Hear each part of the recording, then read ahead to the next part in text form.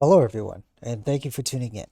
Today, we're looking at AAVE, its valuations against Bitcoin, discussing the floor falling.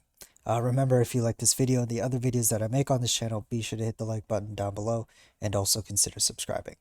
So, with AAVE right now, AAVE for a number of months, close to almost a year, we've been bouncing off of the 50-week and the 20-week moving averages. As you can see, multiple supports and resistances.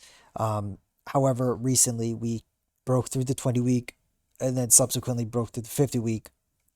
And now, uh, because it is now Thursday, we got 3 days left. We have 3 days left to come back above the 50-week moving average and call it a day.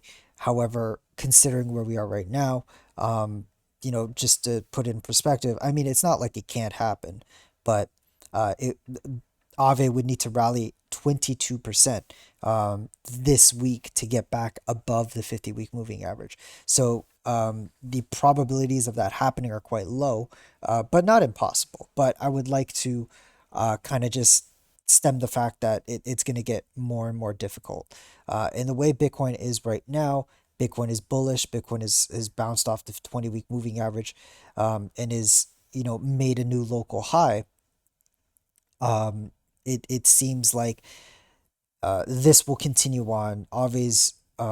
You know, Aave bleeding against Bitcoin will continue on until one certain thing happens. Okay. The volatility in Bitcoin right now is high, because it has been moving up very, very quickly. And so we would need a a considerable gap between Bitcoin and the 20-week moving average. I feel like 30% is enough, but the more the better. Okay, the more distance there is between the 20-week moving average and the price, the better. Secondly, Bitcoin needs to start moving sideways, essentially. As we remember here, altcoins did very well in this area here. If we remember, if I can't remember on the daily, but if we flip it to the weekly, for example, and look, um, oh yeah, here, also here, altcoins did very well. And so if we're able to replicate something like that after Bitcoin is done rallying, right? Say it's to the prior all-time high in rallies or whatever, that's when we can then start to get bullish on altcoins again and start get bullish on Aave again. Obviously, not all altcoins are gonna act the same way. I mean, like Tezos is an example where it has moved considerably up during a period where Bitcoin was kind of bearish.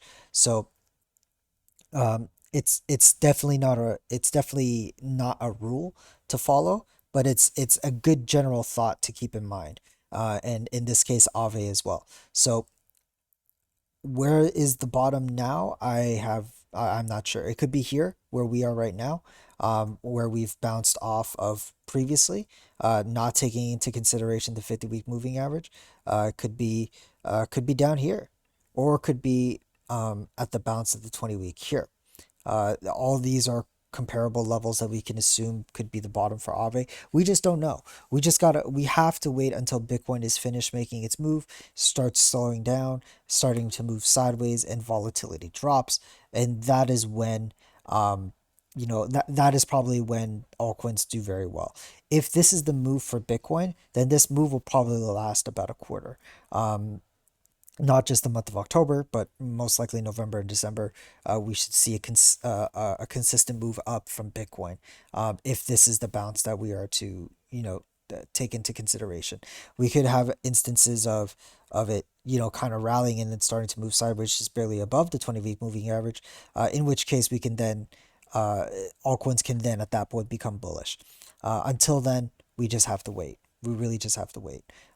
And for Aave, it's unfortunate I did make a buy at the 50-week and the 20-week moving averages, but um, I am still holding my Aave position. I'm most likely to increase that position once Bitcoin gets considerably above the 20-week moving average and starts moving sideways. And that's when I would probably start investing, throwing more money into my altcoin positions. So that's Chainlink, Uniswap, um, Aave, Tezos, maybe. I've been selling my Tezos position as of recent, but if the Tezos valuation continues to bleed, then sure. Um, Celsius is another one that I can consider adding on to at that point in time, but we're just not there yet. And this move just happened with Bitcoin. So play the long game, be patient, and keep an eye on Bitcoin on what it does. It is now bouncing, and if the trend continues of making higher highs and higher lows, then odds are altcoins are not going to fare very well during that period, and we will have to wait until Bitcoin starts to move sideways above the 20-week moving average to get bullish again on altcoins. Anyway, that's all for today, you guys. Thank you so much for watching. Take care. Bye bye.